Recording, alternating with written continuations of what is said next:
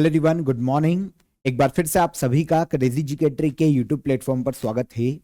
आज का ये सेशन हमारा मंथली करंट अफेयर का वन लाइनर सेशन है, जहां पर हम जुलाई 2026 के टॉप 100 इंपॉर्टेंट करंट अफेयर को वन लाइनर में यहां पर डिस्कस करने वाले हैं। डेली करंट अफेयर में सारे करंट अफेयर मैंने आपको कवर करवाए हैं, तो ये हमारा रैपिड रिवीजन सेशन है, तो हम वैसे ही इस सेशन में चलने वाले हैं। वन लाइनर डिस्कस करेंगे करंट अफेयर के। पीडीएफ की लिंक मैंने आपको डिस्क्रिप्शन में दे दी है, वहां से ज्वाइन कर लेना पीडीएफ को।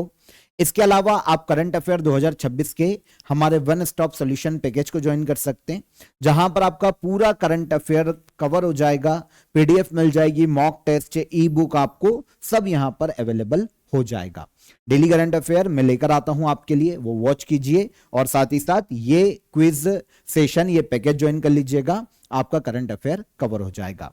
और इसके अलावा अगर जीएस आप ज्वाइन करना चाहते हैं तो 100 आवर जीएस कोर्स को आप ज्वाइन कर सकते हैं, जहां पर आपके जीएस के सभी सब्जेक्ट बहुत ही इजी वे में कवर करवाए गए हैं। सबकी लिंक डिस्क्रिप्शन में है, वहां से ज्वाइन कीजिए। हम चलते हैं, सेशन को शुरू करते हैं और पहला क्वेश्चन यहां पर देख लेते हैं। देखिए, हुरून ग्लोबल यूनिकॉर्न इंडेक्स 2026 में भारत की रैंक क्या है? तो हुरून ग्लोबल यूनिकॉर्न इंडेक्स 2026 में इंडिया को 4th रैंक पर रखा गया है। यूनिकॉर्न कंपनी जिनकी मार्केट वैल्यूएशन 8,300 करोड़ से ज्यादा हो या फिर 1 बिलियन से ज्यादा हो, 1 बिलियन यूएस डॉलर से ज्यादा हो, तो ऐसी कंपनियां क्या होती है? यूनिकॉर्न होती है। अब यहां पर 4 देश जिनमें सबसे ज्यादा यूनिकॉर्न कंपनी है। यूएसए पहले नंबर पर आता है, 806 यूनिकॉर्न कंपनी। चाइना सेकंड पर, 381 यूनिकॉर्न कंपनी। यूके तीसरे नंबर पर आता है, 70 यूनिकॉर्न कंपनी है यूके के पास या यूके में। आपको पता है लास्ट ईयर हम 3rd प्लेस पर थे, लेकिन अब यूके में 70 यूनिकॉर्न कंपनी हो गई है और इंडिया में अब 61 यूनिकॉर्न कंपनी है और हम 4थे प्लेस पर हैं। स्टैटिस्टिक्स डे 2026 की थीम क्या है? पहली चीज तो ये कि स्टैटिस्टिक्स डे मनाया कब जाता है? तो ये जो डे है हर साल मनाया जाता है 29 जून को। कब मनाया जाता है? 29 जून को। ये एक चीज याद रखिएगा, ये क्वेश्चन आता है। Unlocking the potential of administrative data, ये थीम रखी गई है 2026 में 20वें स्टैटिस्टिक्स डे की। ठीक है, तो हर साल कब मनाया जाता है? 29 जून को मनाया जाता है और इस बार ये 20वां स्टैटिस्टिक्स डे मनाया गया है। Unlocking the potential of administrative data इसकी थीम है। वेनेजुला में आए भूकंप के बाद राहत कार्य के लिए भारत द्वारा किस ऑपरेशन की शुरुआत की गई है? वेनेजुला में आए भूकंप के बाद राहत कार्य के लिए इंडियन गवर्नमेंट के द्वारा ऑपरेशन अमिस्ताद शुरू किया गया है। आप सभी को पता है वेनेजुला में बैक टू बैक भूकंप आए थे, काफी खतरनाक भूकंप थे और उसके बाद वेनेजुला में काफी नुकसान हुआ जनधन का। उसके बाद इंडियन गवर्नमेंट ने वेनेजुला की मदद के लिए ऑपरेशन अमिस्ताद शुरू किया था, जिसके तहत वेनेजुला को काफी सारी राहत सामग्री भेजी गई, दवाइयां, मेडिसिन, बेड और फूड पैकेट, ये सारे वेनेजुला भेजे गए थे। हाल ही में जारी रिपोर्ट के अनुसार 2026 में सबसे अधिक फॉरेन एक्सचेंज रिजर्व वाला देश कौन सा है? तो अभी रिसेंटली एक रिपोर्ट आई थी जुलाई में, इसमें बताया गया कि सबसे ज्यादा फॉरेन रिजर्व वाला जो देश है वो है चाइना। सबसे ज्यादा फॉरेन एक्सचेंज रिजर्व है चाइना के पास। इसके पास 3,410 अरब अमेरिकी डॉलर का रिजर्व है। इंडिया की बात करें तो इंडिया फॉरेन एक्सचेंज रिजर्व के मामले में 5वें नंबर पर आता है। हमारे पास 543 अरब अमेरिकी डॉलर का रिजर्व है। तो पहले पर चाइना, हम हैं 5वीं रैंक पर। प्राइम मिनिस्टर नरेंद्र मोदी को guardian of the blue horizon से सम्मानित किया गया। यह किस देश का सर्वोच्च राष्ट्रीय सम्मान है? तो भारत के पीएम नरेंद्र मोदी को दिया गया था guardian of the blue horizon. ये सर्वोच्च राष्ट्रीय सम्मान है सेशल्स देश का, जो कि भारत के पीएम को दिया गया। देव स्नान यात्रा किस मंदिर से संबंधित है? देव स्नान यात्रा संबंधित है श्री जगन्नाथ टेम्पल, जो कि ओडिशा के पुरी में है, इससे। ओके, यहां पे क्या होता है, भगवान को पवित्र कलश के पानी से स्नान करवाया जाता है, उसके बाद भगवान बीमार हो जाते हैं और 15 दिन तक दर्शन बंद होते हैं। 16वें दिन जब दर्शन खुलते हैं और उसके बाद पुरी की जगन्नाथ रथ यात्रा शुरू होती है। तो यह देव स्नान यात्रा जगन्नाथ टेम्पल से संबंधित है। बेन स्टोक्स ने इंटरनेशनल क्रिकेट से संन्यास की घोषणा की। यह किस देश के खिलाड़ी हैं? बेन स्टोक्स ये इंग्लैंड के क्रिकेट खिलाड़ी हैं जिन्होंने इंटरनेशनल क्रिकेट से रिटायरमेंट ले लिया है। सस्टेनेबल डेवलपमेंट रिपोर्ट 2026 के अनुसार एसडीजी इंडेक्स 2026 में भारत की रैंक क्या है? तो एसडीजी इंडेक्स 2026 में भारत को 94th रैंक पर रखा गया है। पहले पर है फिनलैंड, सेकंड पर है स्वीडन, थर्ड पर है यूरोपीय देश डेनमार्क। इंडिया की रैंक है 94th। ई गवर्नेंस पर 29th नेशनल कॉन्फ्रेंस 2026 का आयोजन कहां किया गया? ई गवर्नेंस पर 29th नेशनल कॉन्फ्रेंस 2026 का आयोजन किया गया राजस्थान के जयपुर में। कहां पर? राजस्थान के जयपुर में। टॉप 500 रैंकिंग 2026 में दुनिया का सबसे तेज सुपर कंप्यूटर कौन सा बना है? टॉप 500 रैंकिंग 2026 में दुनिया का सबसे तेज सुपर कंप्यूटर बना है लाइन शाइन, जो कि चाइना का सुपर कंप्यूटर है। तो टॉप 3 सुपर कंप्यूटर देखिए तो लाइन शाइन पहले नंबर पर है चाइना का, अल कैपिटन ये यूएसए का है दूसरे नंबर पर, थर्ड पर है फ्रंटियर, ये भी यूएसए का सुपर कंप्यूटर है। टॉप 500 में इंडिया का जो सुपर कंप्यूटर है ये है एरावत PSAI। टॉप 500 में इसको वर्ल्ड में 211वीं रैंक पर रखा गया है। हुल दिवस किस ऐतिहासिक विद्रोह की स्मृति में मनाया जाता है? हुल दिवस हर साल मनाया जाता है संथाल रिबेलियन के ऐतिहासिक स्मृति में। 30 जून को मनाया जाता है ये हर साल। एक्चुअल में हुआ क्या था कि संथाल विद्रोह हुआ था जो कि 30 जून 1855 को शुरू हुआ था। वर्तमान झारखंड के क्षेत्र में सिद्धू और कान्हू ने इस जो विद्रोह है इसका नेतृत्व किया था अंग्रेजों के खिलाफ, जमींदारों के खिलाफ। तो संथाल विद्रोह की याद में ही हुल दिवस हर साल 30 जून को मनाया जाता है। भारत में नेशनल डॉक्टर्स डे कब मनाया जाता है? इंडिया में नेशनल डॉक्टर्स डे मनाया जाता है हर साल 1 जुलाई को। कब? 1 जुलाई को। वेस्ट बंगाल के दूसरे मुख्यमंत्री डॉक्टर बिधान चंद्र रॉय की जयंती के उपलक्ष्य में मनाया जाता है। 2026 में behind the mask who helps the healers, ये थीम रखी गई है नेशनल डॉक्टर्स डे की। तो ये मनाया जाता है हर साल 1 जुलाई को। वर्ल्ड मेट्रोलॉजिकल ऑर्गेनाइजेशन का सर्वोच्च वैज्ञानिक सम्मान IMO प्राइज किसे प्रदान किया जाएगा? वर्ल्ड मेट्रोलॉजिकल ऑर्गेनाइजेशन का सबसे बड़ा सम्मान है IMO प्राइज। यह दिया जाएगा डॉक्टर फ्लोरेंस रॉबियर को। यह फ्रांस के बहुत ही फेमस मौसम वैज्ञानिक है डॉक्टर फ्लोरेंस रॉबियर, जिनको 2026 के लिए IMO प्राइज दिया जा रहा है।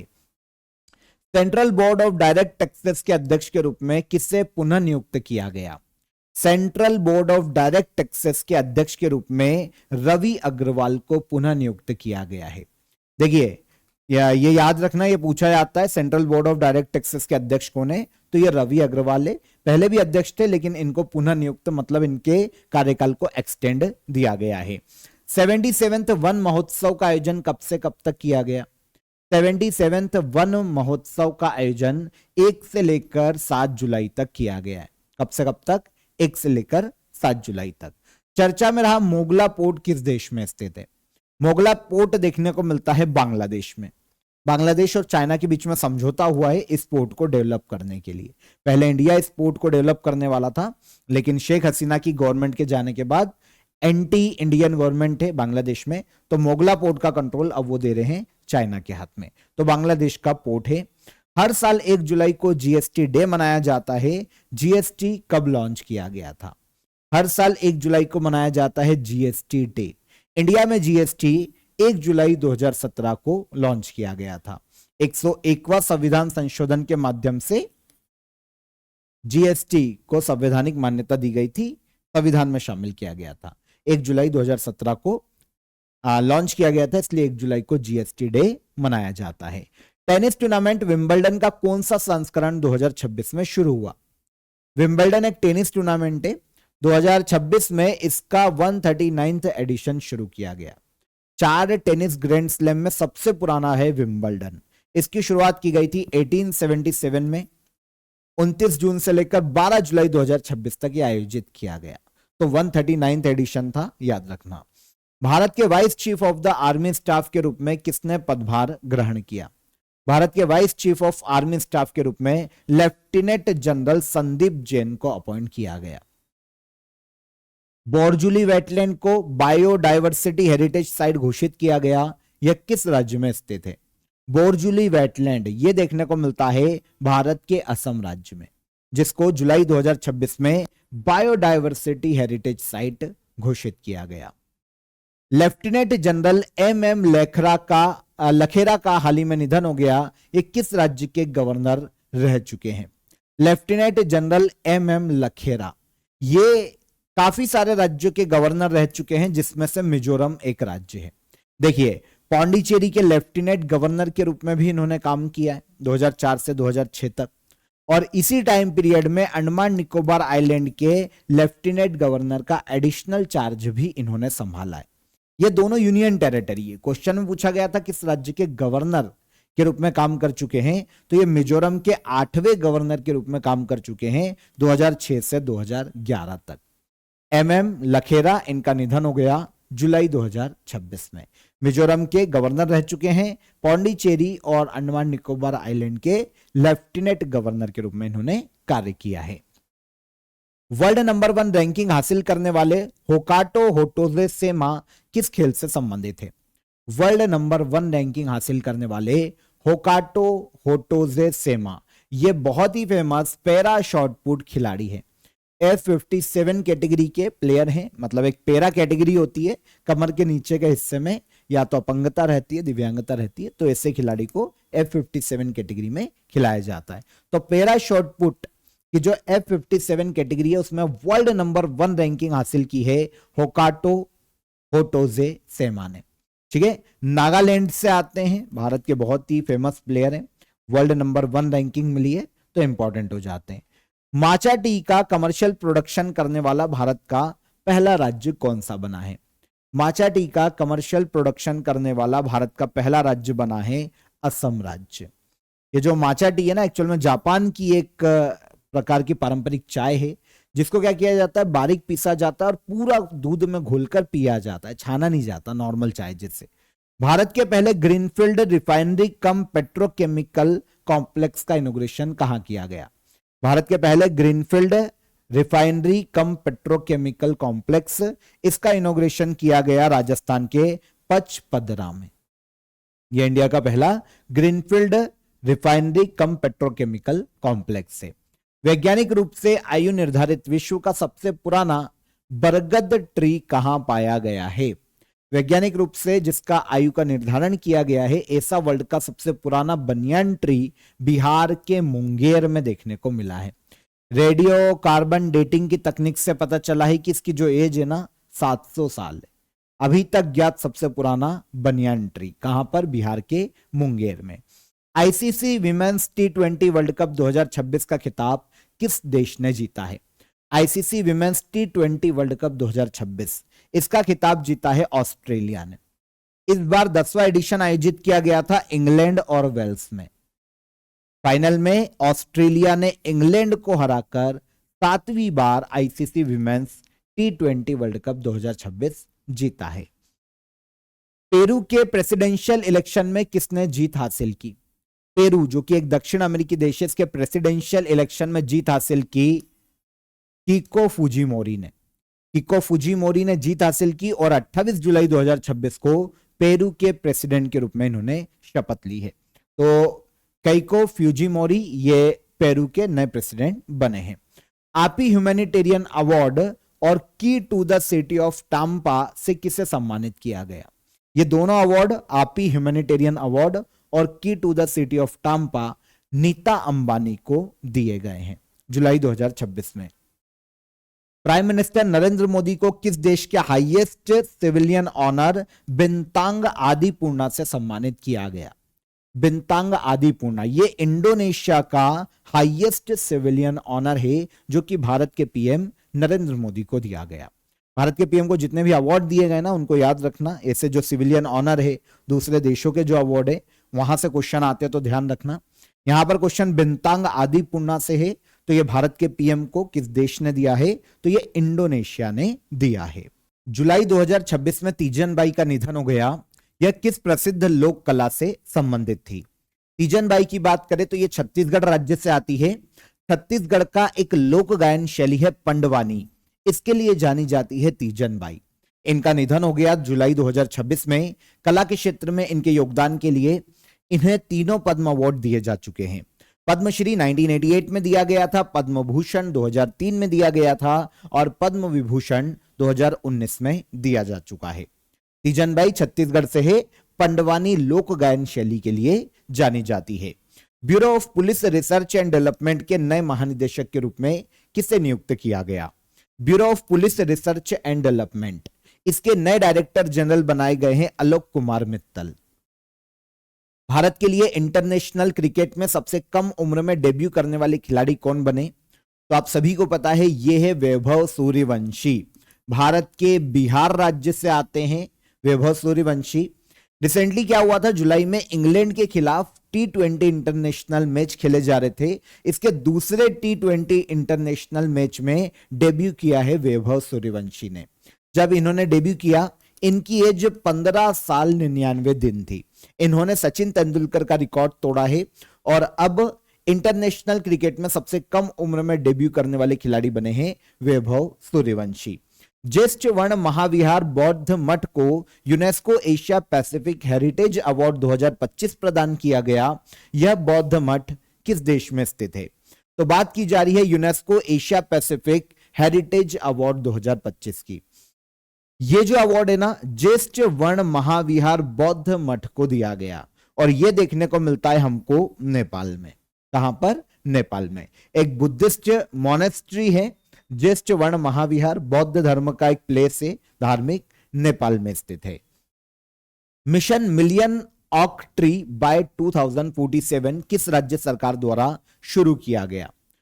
ऑक के जो वृक्ष है ना, उनके वृक्षारोपण को बढ़ावा देने के लिए मिशन मिलियन ऑक ट्री बाय 2047 लॉन्च किया है सिक्किम गवर्नमेंट ने और टारगेट रखा है 2047 तक 10 लाख ओक के पेड़ लगाए जा सके सिक्किम में। तो सिक्किम गवर्नमेंट का इनिशिएटिव है mission million oak tree bye 2047। उस्ताद बिस्मिल्लाह खान युवा पुरस्कार 2025 से पुष्टि मार्ग हवेली संगीत परंपरा के लिए किसे सम्मानित किया गया है? उस्ताद बिस्मिल्लाह खान युवा पुरस्कार 2025 से पुष्टि मार्ग हवेली संगीत परंपरा के लिए सम्मानित किया गया आचार्य श्री रणछोड़ लालजी गोस्वामी को।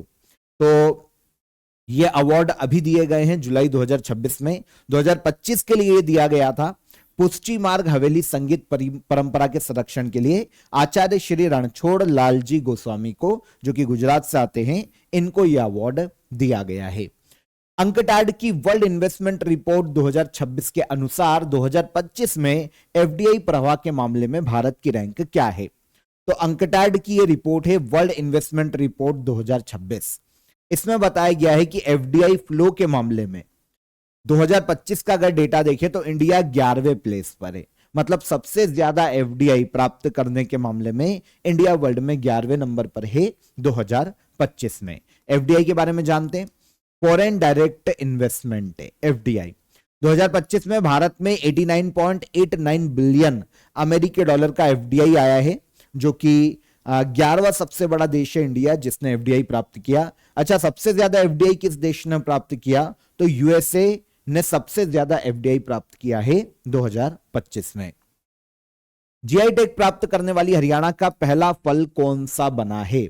जीआई टैग प्राप्त करने वाला हरियाणा का पहला फ्रूट बना तिरसा किन्नू।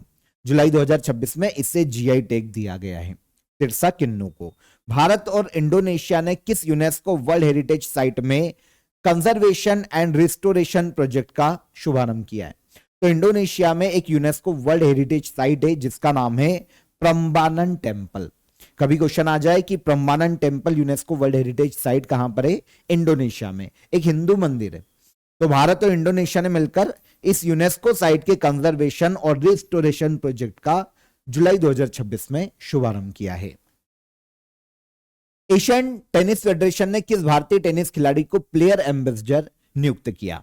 एशियन टेनिस फेडरेशन ने भारतीय खिलाड़ी लिएंडर पेस को अपना प्लेयर एम्बेसडर नियुक्त किया है। लिएंडर पेस अब एशियाई देशों में टेनिस को प्रमोट करते हुए दिखाई देंगे क्योंकि ये इंडिया के टेनिस प्लेयर है। सबसे सक्सेसफुल टेनिस प्लेयर माने जाते हैं इंडिया के लिएंडर पेस। वेस्ट बंगाल के कोलकाता से ये आते हैं, यहां पर इनका जन्म हुआ था। खेलों के क्षेत्र में इनके योगदान के लिए 1990 में लिएंडर पेस को अर्जुन अवार्ड दिया जा चुका है। 1996-97 में राजीव गांधी खेल रत्न अवार्ड दिया गया था, जो अब मेजर ध्यानचंद के नाम से जाना जाता है। पद्मश्री 2001 में दिया जा चुका है और पद्म भूषण 2014 में दिया गया था लिएंडर पेस को। अब एशियन टेनिस फेडरेशन ने इनको प्लेयर एम्बेसडर नियुक्त किया है। भारत के 98th चेस ग्रैंड मास्टर कौन बने हैं? जुलाई में भारत के 98th चेस ग्रैंड मास्टर बने एस अश्वथ। भारत के तमिलनाडु राज्य से आते हैं एस अश्वथ। 2027 का ग्लोबल एआई समिट किस देश में आयोजित किया जाएगा? 2027 का next year global AI summit आयोजित किया जाएगा स्विट्जरलैंड में। कहां पर? स्विट्जरलैंड के जेनेवा में। जियोलॉजिकल सर्वे ऑफ इंडिया ने थोरियम के भंडार की खोज कहां की है? जियोलॉजिकल सर्वे ऑफ इंडिया ने भारत में थोरियम के भंडार खोजे हैं कर्नाटका में। कर्नाटका में गुंडलुपेट नाम का प्लेस है, यहां पर थोरियम के भंडार खोजे गए हैं जियोलॉजिकल सर्वे ऑफ इंडिया के द्वारा। टाइम आउट की वर्ल्ड हैप्पीएस्ट सिटी 2026 सर्वे में भारत का कौन सा शहर दुनिया का 6th सबसे खुशहाल शहर बना है? तो टाइम आउट की रिपोर्ट है वर्ल्ड हैप्पीएस्ट सिटी। अब किस आधार पर मापा जाता है? अलग अलग इंडिकेटर्स होते हैं, है ना। लोग सबसे ज्यादा खुश हो, पीस किसी देश में हो, एनवायरमेंट क्लीन हो, एजुकेशन अच्छा हो, हेल्थ सिस्टम अच्छा हो, इस आधार पर वर्ल्ड हैप्पीएस्ट सिटी रैंक को जारी किया जाता है टाइम आउट के द्वारा। 2026 के सर्वे में वो शहर जो कि दुनिया का 6ठा सबसे खुशहाल शहर बना है, भारत के राजस्थान का जयपुर है। वैसे अगर इस लिस्ट में सबसे खुशहाल शहर वर्ल्ड में देखें तो इंग्लैंड का बाथ शहर पहले नंबर पर है, सेकेंड पनामा का पनामा सिटी और थर्ड पर मैक्सिको का गुडालाजारा नाम की सिटी तीसरे नंबर पर है। इंडिया का जयपुर इस लिस्ट में 6ठे नंबर पर रखा गया है। वर्ल्ड बैंक ने पीएम सूर्य घर मुफ्त बिजली योजना के लिए कितनी फाइनेंशियल पैकेज को मंजूरी दी है? वर्ल्ड बैंक भारत की पीएम सूर्य घर मुफ्त बिजली योजना के लिए 890 मिलियन अमेरिकी डॉलर की फंडिंग देने वाली है। वर्ल्ड पॉपुलेशन डे कब मनाया जाता है? हर साल वर्ल्ड पॉपुलेशन डे मनाया जाता है 11 जुलाई को। कब मनाया जाता है? 11 जुलाई को। 2026 में realising the hopes and aspirations of young people today and for the future, ये थीम रखी गई है वर्ल्ड पॉपुलेशन डे की। हर साल 11 जुलाई को यह डे मनाया जाता है। 8वें खेलो इंडिया यूथ गेम्स 2026 की मेजबानी कौन सा राज्य करेगा? 2026 में 8वें खेलो इंडिया यूथ गेम्स का आयोजन किया जाने वाला है फ्यूचर में तेलंगाना राज्य में, यह अनाउंस किया गया है। इसके पहले लास्ट ईयर जो 7वां एडिशन था ना, यह 2025 में बिहार में आयोजित किया गया था और अब 8वां एडिशन 2026 में तेलंगाना में आयोजित किया जाएगा। ग्लोबल लाइवेबिलिटी इंडेक्स 2026 में दुनिया का सबसे अधिक रहने योग्य शहर कौन सा बना है? ग्लोबल लाइवेबिलिटी इंडेक्स 2026 में दुनिया का सबसे अधिक रहने योग्य शहर बना है डेनमार्क का कोपेनहेगन। ओके, इंडिया में नई दिल्ली को 173 सिटीज में 120वें स्थान पर रखा गया है। 173 सिटीज की लिस्ट में जो नई दिल्ली है वो 120वें नंबर पर है। सबसे रहने योग्य शहर डेनमार्क का कोपेनहेगन है। दूसरे पर ऑस्ट्रिया का वीना शहर रखा गया और थर्ड पर ऑस्ट्रेलिया का मेलबोर्न शहर रखा गया है। विंबलडन 2026 में मेंस सिंगल का खिताब किसने जीता? विंबलडन 2026 में मेंस सिंगल का खिताब जीता है जेनिक सिनर ने। जुलाई मंथ में यह आयोजित किया गया था विंबलडन, तीसरा ग्रैंड स्लैम है साल का। ओके, इसमें मेन सिंगल का जो खिताब है ये इटली के जेनिक सिनर ने जीता। फाइनल में इन्होंने अलेक्जेंडर ज्वेरेव को हराया जो कि जर्मनी के टेनिस प्लेयर हैं। तो अलेक्जेंडर ज्वेरेव हो गए यहां पर रनर अप। विमेन सिंगल की बात करें तो विनर है लिंडा नोस्कोवा, चेक रिपब्लिक से आती है। इन्होंने फाइनल में अपने ही देश की कैरोलिना मुचोवा को हराया है। तो कैरोलिना मुचोवा ये भी चेक रिपब्लिक की है, ये रनर अप रही, और लिंडा नोस्कोवा ये विनर रही है विंबलडन 2026 में। पर कैपिटा इनकम के आधार पर भारत का सबसे समृद्ध राज्य कौन सा है? पर कैपिटा इनकम के आधार पर भारत का सबसे समृद्ध राज्य है सिक्किम। ओके, देखिए, सिक्किम की पॉपुलेशन कम है, इसलिए ये भारत में पर कैपिटा इनकम के आधार पर सबसे समृद्ध राज्य है। सिक्किम की पर कैपिटा इनकम है 7,07,179 रुपए, मतलब प्रति व्यक्ति आय। सेकंड पर गोवा आता है, थर्ड पर आता है दिल्ली। अब सबसे नीचे क्रम में देखेंगे ना पर कैपिटा इनकम में सबसे नीचे कौन, तो ये है बिहार। 68,624 रुपए प्रति व्यक्ति आय देखने को मिलती है बिहार के व्यक्ति की। आईसीसी हॉल ऑफ फेम में शामिल होने वाले 12वें भारतीय क्रिकेटर कौन बने हैं? आईसीसी हॉल ऑफ फेम में शामिल होने वाले 12वें इंडियन क्रिकेटर बने हैं Saurabh Ganguly. Okay. Commonwealth table tennis championship 2026 का ऑफिशियल मैस्कॉट क्या घोषित किया गया? कॉमनवेल्थ टेबल टेनिस चैंपियनशिप 2026 का ऑफिशियल मैस्कॉट घोषित किया गया था मयूर, और यह प्रतियोगिता नई दिल्ली में आयोजित की गई है। वाइस प्रेसिडेंट सीपी राधाकृष्णन ने the voice of justice Gavai speaks book को लॉन्च किया, विमोचन किया। Justice B R. गवई भारत के कौन से चीफ जस्टिस ऑफ इंडिया रहे हैं? बी.आर. गवई भारत के 52वें चीफ जस्टिस ऑफ इंडिया रहे हैं। इनकी एक बुक है the voice of justice Gavai speaks. इसको लॉन्च किया था भारत के वाइस प्रेसिडेंट सीपी राधाकृष्णन ने। 60 वर्षों के बाद गिर नेशनल पार्क में इंडियन ग्रे हॉर्नबिल बर्ड को पुनः बसाया गया है। यह नेशनल पार्क किस राज्य में स्थित है? तो 60 सालों के बाद गिर नेशनल पार्क में इंडियन ग्रे हॉर्नबिल बर्ड को लाकर बसाया गया है। यह नेशनल पार्क भारत के गुजरात राज्य में देखने को मिलता है और एशियाई शेरों के लिए जाना जाता है। Indian council of agriculture research का स्थापना दिवस कब मनाया जाता है? Indian council of agriculture research, इसका स्थापना दिवस हर साल मनाया जाता है 16 जुलाई को। Fortune India most powerful women honour 2026 से किसे सम्मानित किया गया? तो यह अवार्ड दिया गया नीता अंबानी को। रिलायंस फाउंडेशन की फाउंडर और चेयरमैन नीता अंबानी, तो Fortune India most powerful women honour से इनको सम्मानित किया गया। ITTF men's doubles world ranking में वर्ल्ड नंबर 2 बनने वाली पहली भारतीय पुरुष जोड़ी कौन सी बनी है? इंटरनेशनल टेबल टेनिस फेडरेशन की मेंस डबल वर्ल्ड रैंकिंग है ये।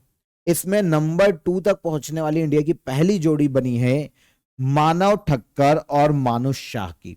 याद रखना, कभी इनके नाम पूछ लिए जाए किस खेल से संबंधित है तो टेबल टेनिस के खिलाड़ी है। वर्ल्ड नंबर 2 की जोड़ी है ये मेंस डबल वर्ल्ड रैंकिंग में। नाटो समिट 2026 का आयोजन कहां किया गया? 2026 में नाटो समिट का आयोजन किया गया तुर्की के अंकारा में। जून 2025 में लास्ट ईयर जो समिट थी वो नीदरलैंड के हेग में आयोजित की गई थी, और इस बार 2026 में यह तुर्की के अंकारा शहर में आयोजित की गई। North Atlantic Treaty Organization NATO है। जगन्नाथ रथ यात्रा प्रतिवर्ष किस स्थान पर आयोजित की जाती है? जगन्नाथ रथ यात्रा यह आयोजित की जाती है ओडिशा के पुरी में। आषाढ़ माह के चंद्र महीने के शुक्ल पक्ष में इसका आयोजन किया जाता है। इसमें जगन्नाथ मंदिर जो ओडिशा के पुरी में है, वहां से भगवान जगन्नाथ, भाई बलभद्र और देवी सुभद्रा जी मंदिर से जाते हैं गुंडीचा मंदिर तक की यात्रा पर, जो कि उनकी मौसी का घर है।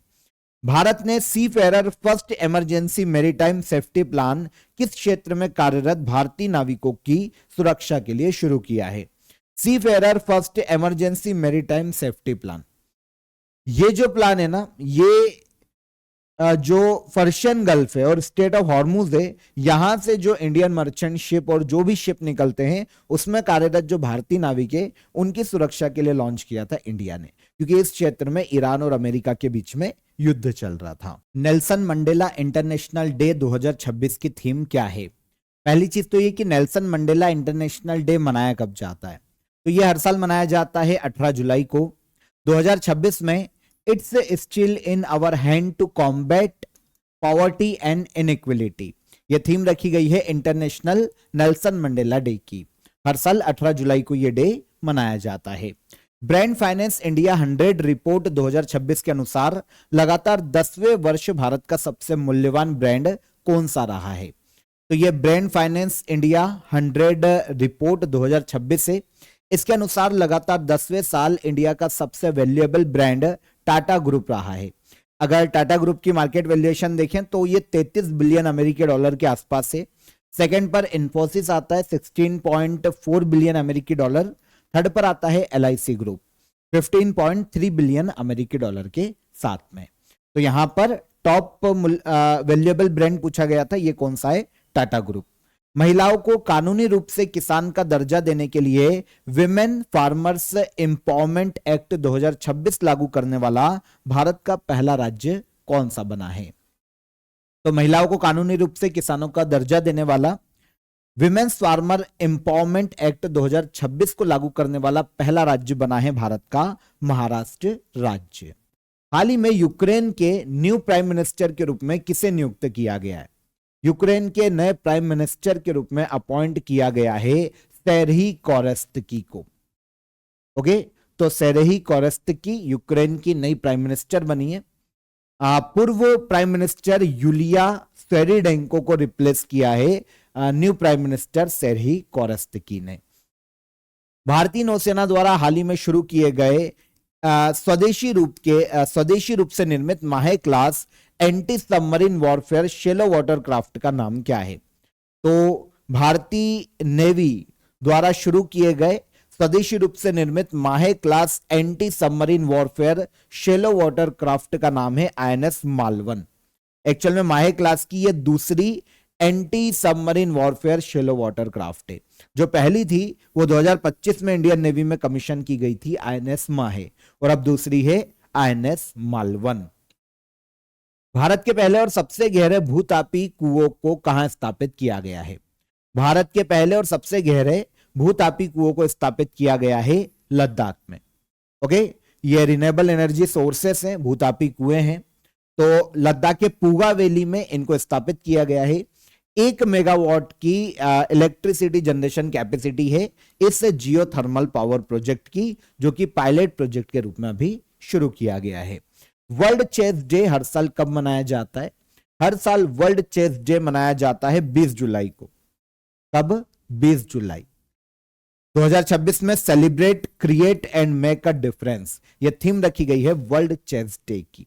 20 जुलाई को मनाया जाता है। भारत के पहले निजी ऑर्बिटल रॉकेट विक्रम-1 को किस कंपनी ने विकसित किया है?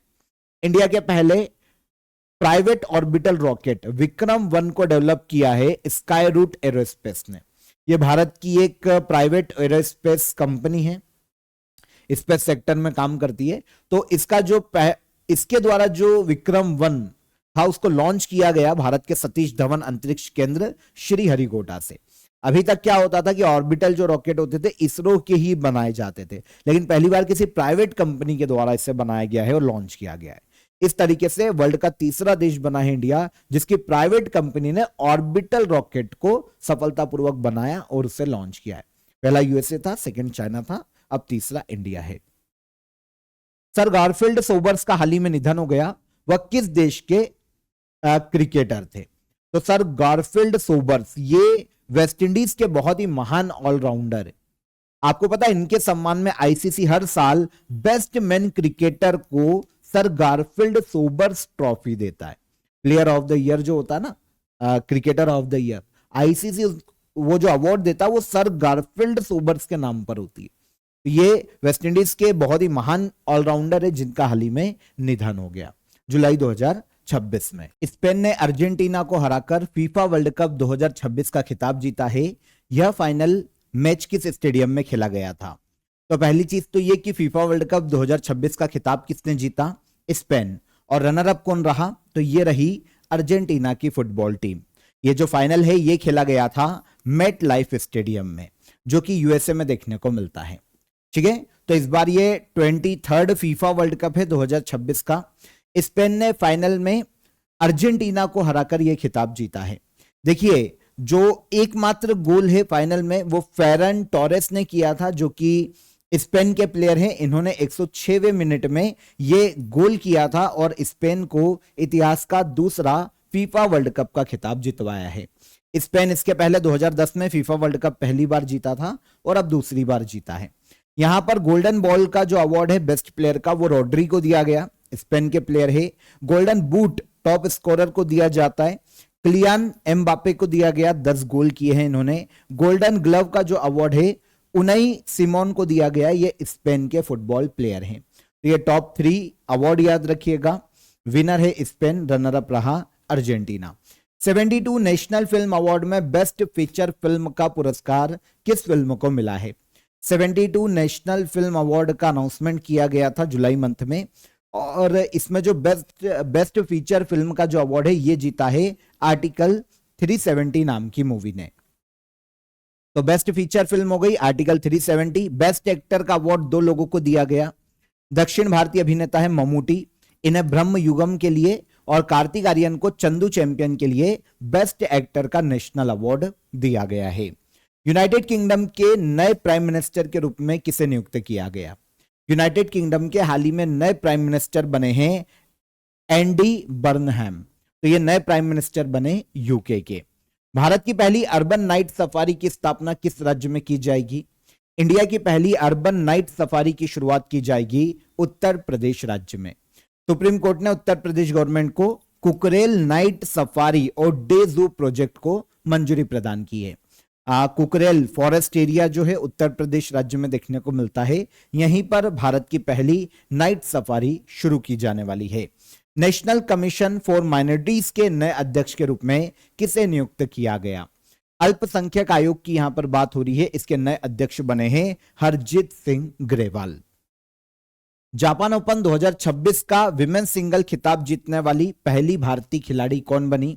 तो जापान ओपन 2026 में विमेन्स सिंगल का खिताब जीतने वाली पहली भारतीय खिलाड़ी बनी है पीवी सिंधु। किस भारतीय बल्लेबाज ने इंटरनेशनल क्रिकेट के सभी फॉर्मेट से संन्यास की घोषणा की है? वो इंडियन प्लेयर जिन्होंने इंटरनेशनल क्रिकेट के सभी फॉर्मेट से रिटायरमेंट ले लिया है जुलाई 2026 में, यह है अजिंक्य रहाणे। भारत का पहला डेडिकेटेड टेलीकॉम मैन्युफैक्चरिंग जोन कहां स्थापित किया जाएगा? इंडिया का पहला डेडिकेटेड टेलीकॉम मैन्युफैक्चरिंग जोन स्थापित किया जाएगा मध्य प्रदेश के ग्वालियर में। महाराष्ट्र स्टेट फिल्म अवार्ड 2025 में Raj Kapoor special contribution award के लिए किसे चुना गया? महाराष्ट्र राज्य के ये सिनेमा के क्षेत्र में दिए जाने वाले अवार्ड है, 2025 के लिए अभी अनाउंस किए गए हैं महाराष्ट्र स्टेट फिल्म अवार्ड्स 2025। काफी कैटेगरीज में दिए जाते हैं, लेकिन सबसे इंपॉर्टेंट है Raj Kapoor special contribution award. यह अवार्ड दिया जाएगा रानी मुखर्जी को। तो रानी मुखर्जी को इस अवार्ड के लिए चुना गया है, जो कि फिल्म अभिनेत्री है। मिशन गोल्डन स्पाइस किस कृषि उत्पाद को वैश्विक ब्रांड के रूप में विकसित करने के लिए शुरू किया गया? मिशन गोल्डन स्पाइस को शुरू किया गया है लाकाडोंग हल्दी को एक ग्लोबल प्रोडक्ट बनाने के उद्देश्य से।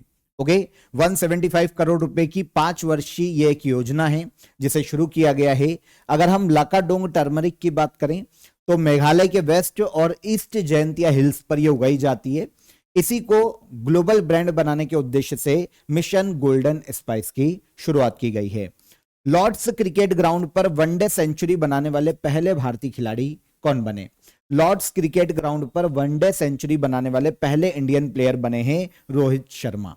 इंग्लैंड के खिलाफ तीसरे वनडे मैच में इन्होंने ये सेंचुरी बनाई थी, और इस तरीके से लॉर्ड्स के क्रिकेट ग्राउंड पर वनडे सेंचुरी बनाने वाले पहले इंडियन प्लेयर बने हैं। क्षेत्रफल के आधार पर कपास की खेती के मामले में विश्व का कौन सा देश पहले स्थान पर है?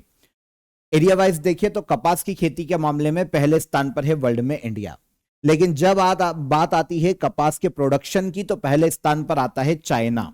ओके, यहां पर क्षेत्रफल के आधार पर सबसे ज्यादा कपास की खेती इंडिया में की जाती है, लेकिन प्रोडक्शन में पहले स्थान पर है चाइना।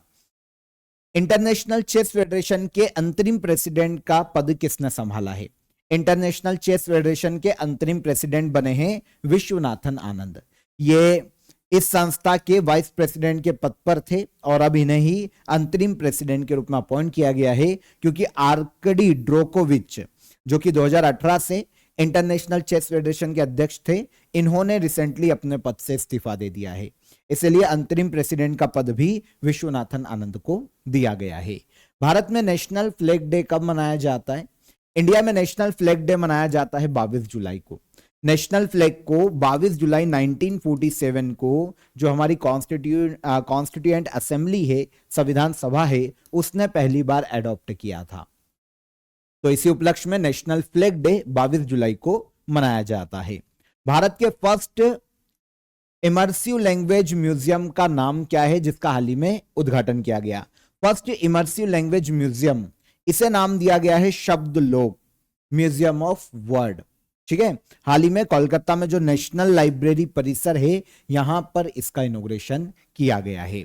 ग्लासगो 2026 कॉमनवेल्थ गेम्स में भारत के ध्वजवाहक कौन है?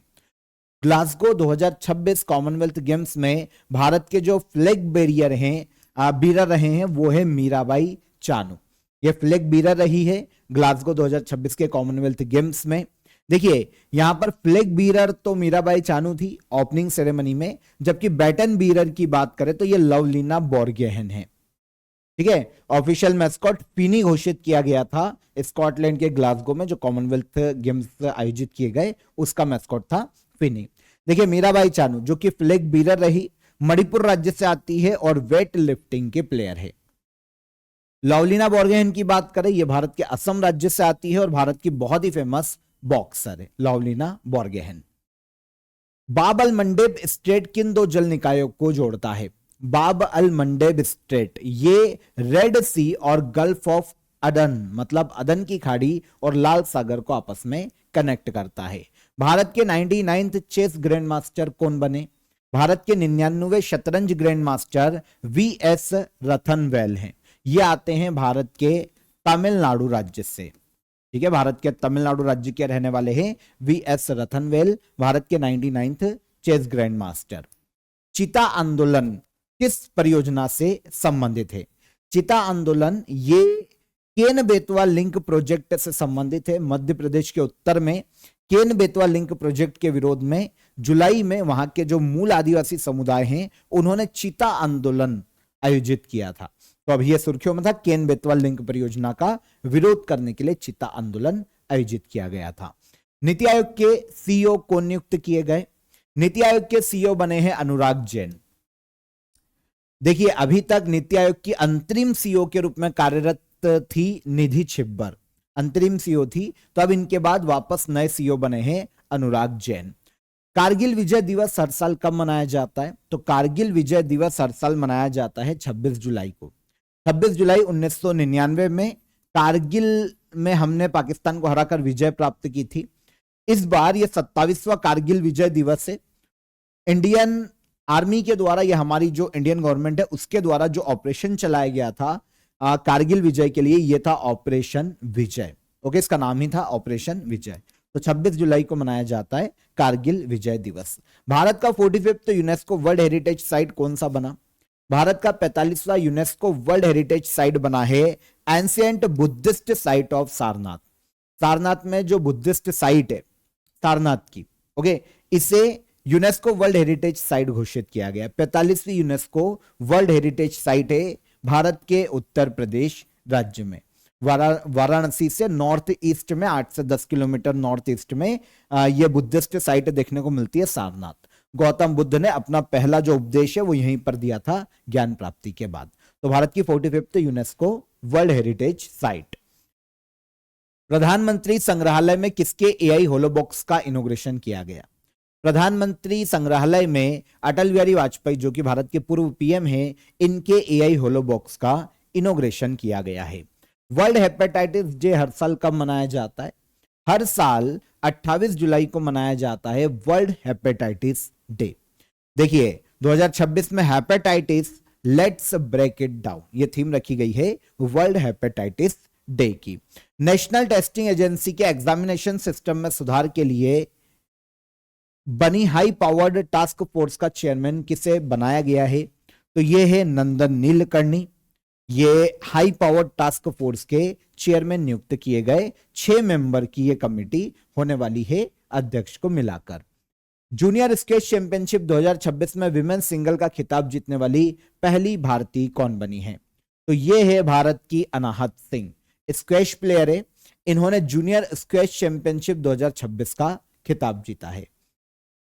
दिल्ली से आती है अनाहत सिंह, 18 साल इनकी एज है, भारतीय स्क्वैश प्लेयर है। धर्मेंद्र प्रधान के इस्तीफे के बाद यूनियन एजुकेशन मिनिस्टर का एडिशनल चार्ज किसे सौंपा गया?